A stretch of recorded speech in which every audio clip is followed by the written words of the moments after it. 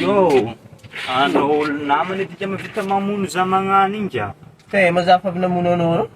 Viavy misy andro magnaniky inga mianao zanga. Viavy misy ety hona fataona raiky zay ndoko fagnankila e. Tanao inga.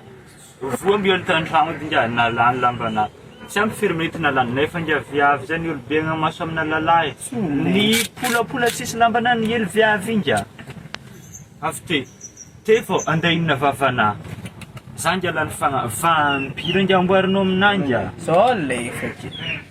Manafo io, za kiro ndeha za fanjakana boky zany avy an-tragnonao fa zanga ny lefa.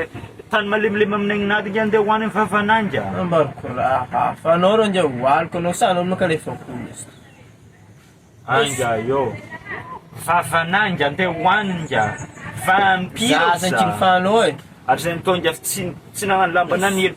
Zay ka tsy olo lefaka vampira. Za kende za fanjakana boky zany avy an-tragno fa raha zany tonga tsy possible raha fataon'ny olombelona inga. Kararana viavy zay andeha aminaty e. Well, man. Comedy.